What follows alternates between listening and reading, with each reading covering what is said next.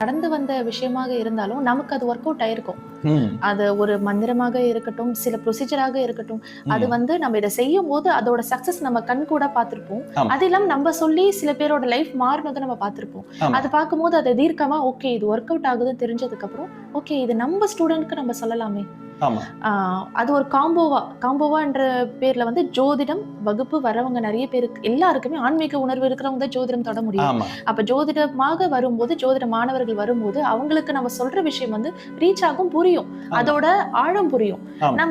இப்ப நான் அதே விஷயத்த நான் கிளாஸ்ல சொல்ற விஷயத்த ஒரு நாள் உட்கார்ந்து இன்டர்வியூல நான் சொல்லிடலாம்.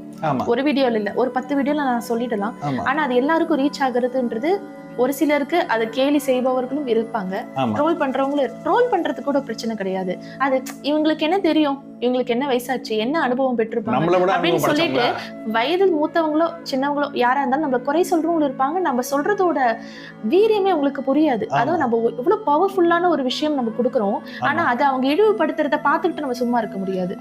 நம்மள இழிவுபடுத்துறதை விட நம்ம கொடுக்குற ஒரு சக்தி வாய்ந்த ஒரு விஷயத்தை அவங்க டேமேஜ் பண்ணும் போது நம்ம மனசு ஏற்காது.